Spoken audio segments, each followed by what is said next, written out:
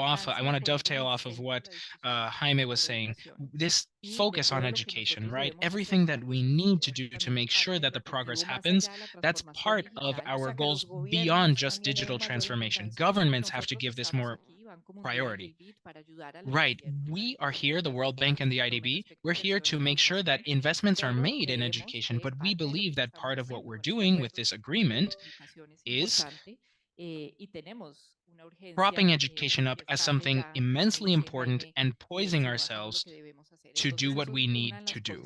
And now this is what we're trying to achieve through the agreement, and we're going to do so with great determination. Now, getting to digital transformation, we had decided that we wanted to concentrate on this. Of course, every institution will continue to have its work in the area of education, but we are going to collaborate on digital transformation, and that's what we're going to place our bets on. And this is a concrete action. Yes, it's very much concrete. And why did we decide to do that? Much of what I've said, it's because what we see in Latin America and the Caribbean is immense inequality when it comes to access to connectivity and digital technologies. That's why we decided, okay, let's concentrate on this area. We can really complement each other's efforts here. What we have to concentrate on first is getting schools internet connection.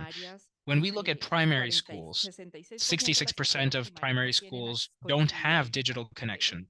44% of secondary schools have the same problem. So what we've identified is that access to the internet really should be fundamental for these schools. It's like having running water, having electricity, etc. So that's something we want to achieve, and this is something you'll see really differs currently based on income levels in different areas. Now, you also need to have the tools to access these platforms, to access the internet. You've got to have tablets, you've got to have computers. We had issues like these in the pandemic, right? So there were two different groups. You had kids who had access to computers. There were kids who had parents that would help them understand what the whole process was. And then there were kids who didn't have internet, they didn't have a computer, and their parents didn't know how to support them throughout the learning process. The other thing is, when we look at high-income kids, 80% of them have their own computer, but low-income kids, it's maybe 15 or 20%. So that's another element of inequality among our youth. And I don't want to reiterate too much what Jaime already said. What we're doing is to support the pedagogical and learning process, the educational process. I do want to highlight the following. Technology on its own isn't going to allow us to reach all of our goals in education. What we need to work on is helping teachers and professors. And that's why what we're trying to do is strengthen skills. Well, yes, that's correct. So there's a plan for this? Exactly. Capacity building is sort of at the center of what we're trying to work on here, and access to connectivity, access to digital aid, digital programs, etc. That's sort of part of working more closely with the teachers themselves. So that's essentially what we're trying to do. We want connectivity for all schools, and that's going to allow us to achieve everything that Jaime said. Okay, so Jaime, what is the plan itself for these really wonderful sounding goals you've got? Okay, I want to emphasize two things. First off, what Ana María said about inequality is crucial. At this juncture, in the world that we live in the 21st century, this is a problem we see. In Korea, there are conversations about the same thing. We see people talking about how they're going to implement artificial intelligence in school curricula, and to them that's totally normal. But there are regions where people don't even have access to the internet. So there's that sort of coexistence, right? This is going on between countries and within countries, especially in Latin America. You've got schools in a country that have all kinds of conditions, and then a school that has none of those. And we've got to find a way to close that gap. We need to look at what limits exist to making progress so that we can address those and close these gaps. Ana María said that connectivity is a big deal. Yes. And there are lots of other, even more complex matters. Looking at the technology market, there are technological solutions markets that are very dynamic, but they're very imperfect, right? The availability, the accessibility is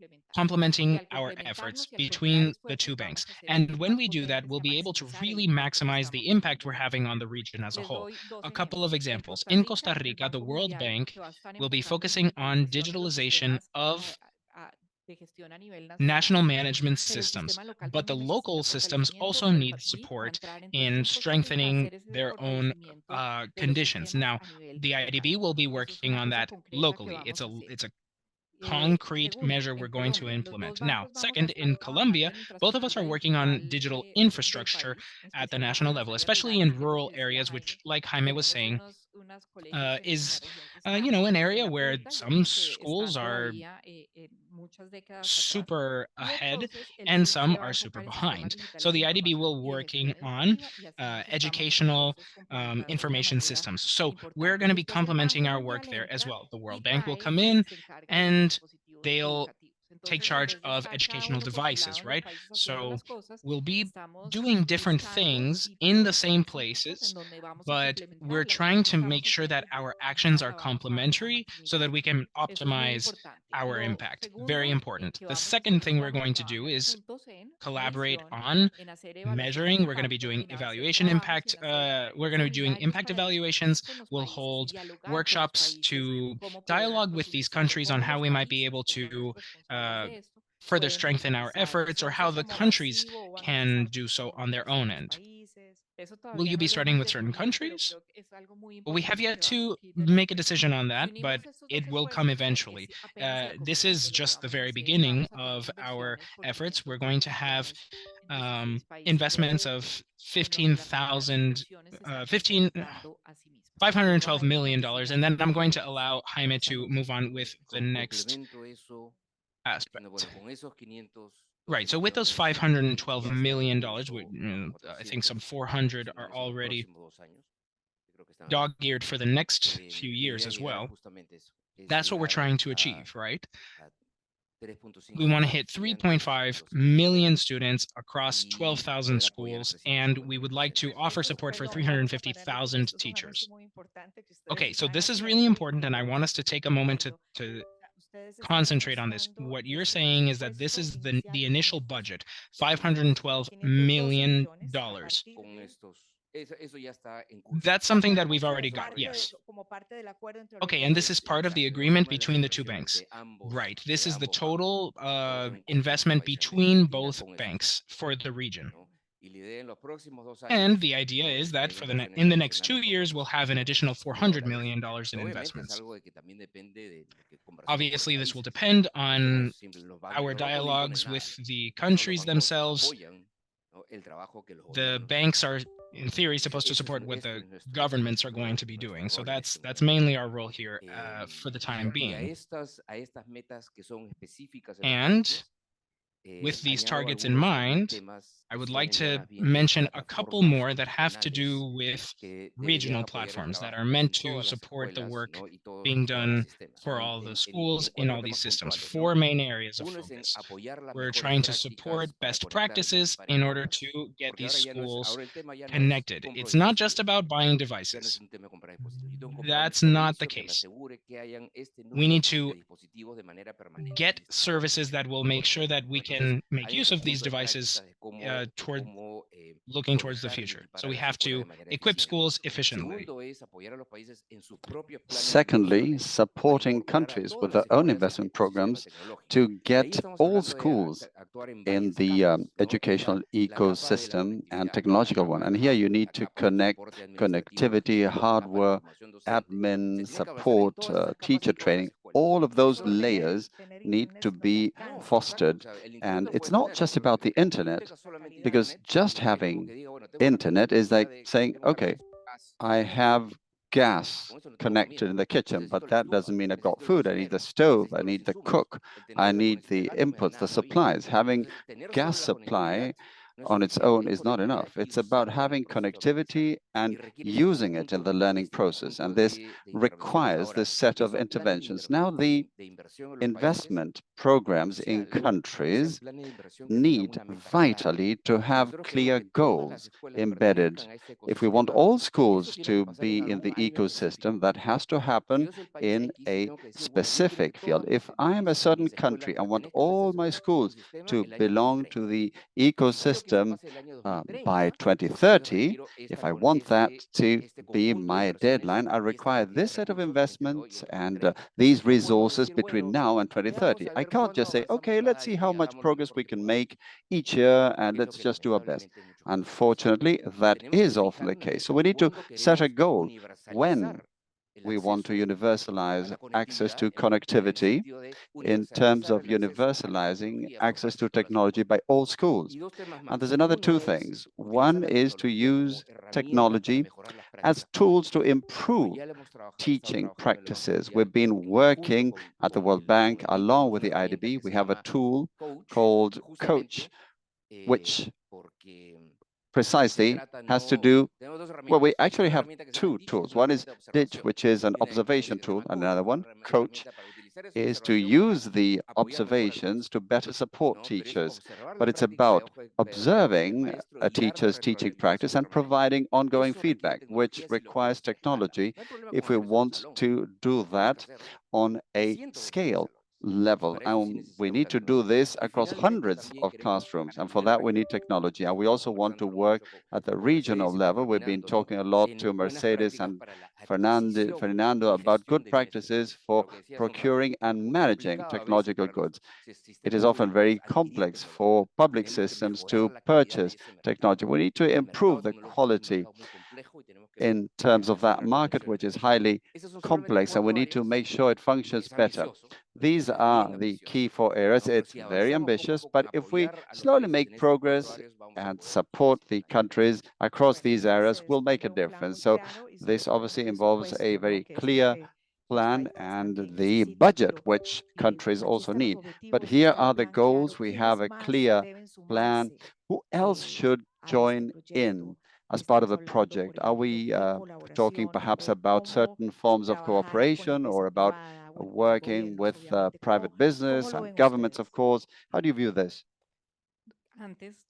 And first, if I may, before we answer that question, one very important thing as regards these figures is that we are going to benefit 3.5 million students in the short term, but we'll be training 350,000 teachers who will have an impact not only on the students they have, but also in the future, there will be impact on those who will continue to attend courses with them. And this will be an effect that will spread across the other schools once the teachers have been trained. So I think these are targeted short-term benefits, which may become higher in the longer term.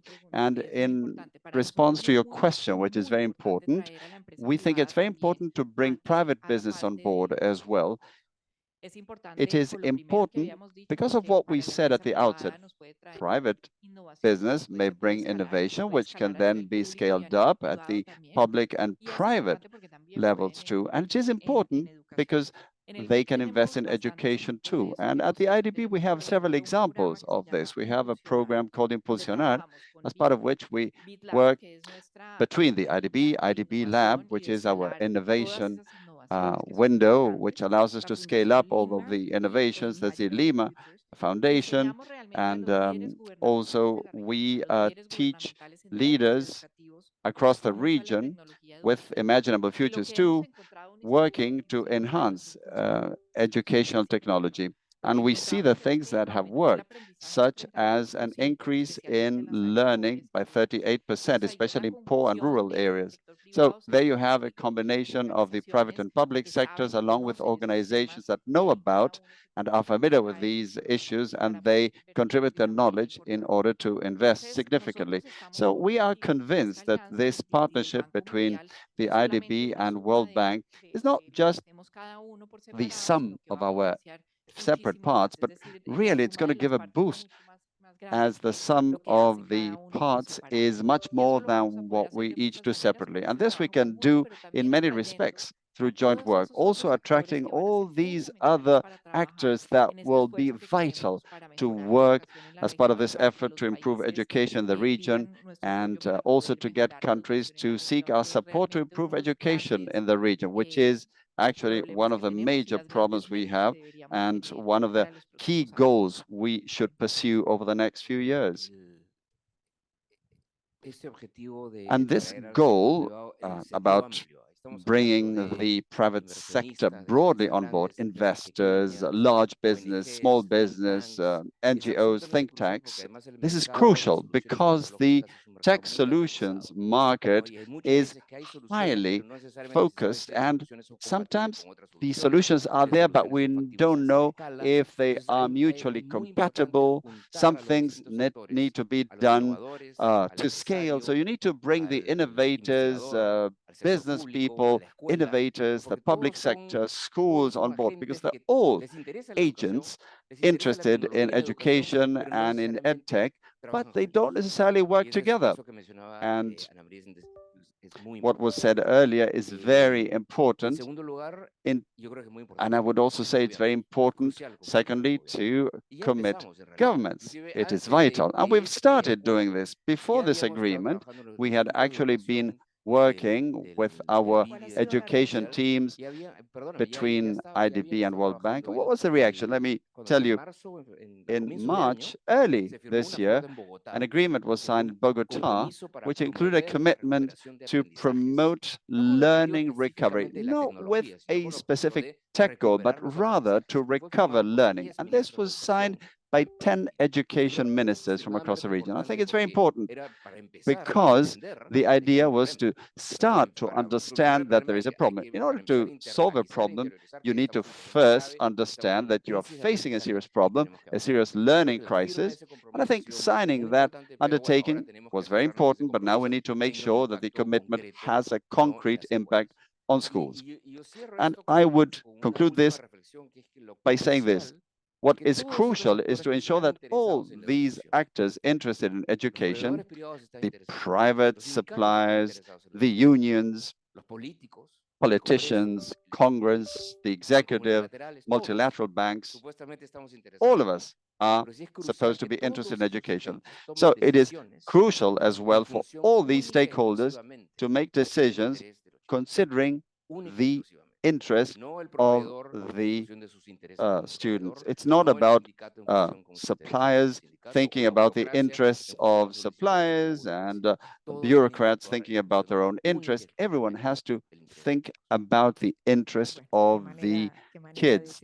What a great way to close. And before looking at the reactions of education ministers from across the region, very briefly, how do you feel about making this historic announcement? And how do you feel about spearheading this new phase? And Maria, how do you feel?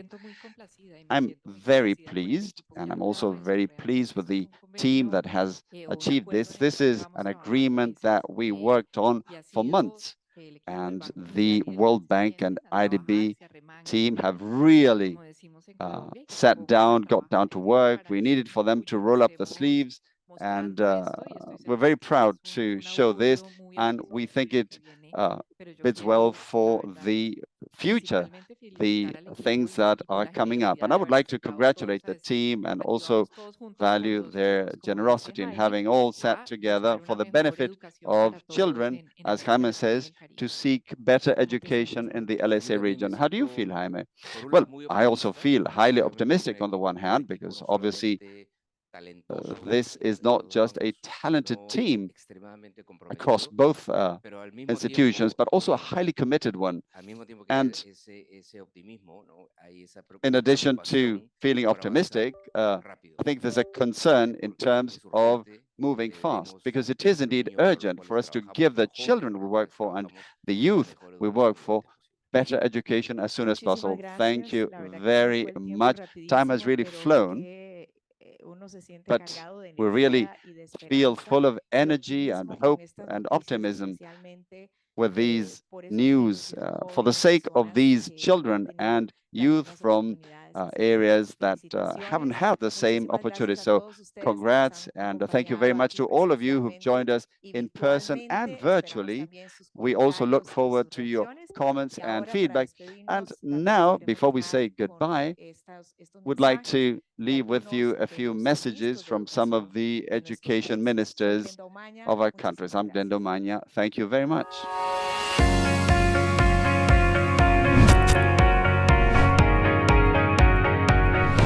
Una escuela conectada es una escuela de oportunidades, en el cual el estudiante, docente y personal administrativo utilizan las tecnologías digitales de manera efectiva pour pouvoir rester en contact avec les élèves de façon à améliorer la capacité de l'apprentissage. Eso sin duda democratiza, genera mucho más posibilidades para nuestras comunidades educativas, para que interactúen incluso con otros actores de la sociedad civil. Es un acto de justicia social, es un acto de justicia educativa, es un acto de federalismo, de igualdad educativa.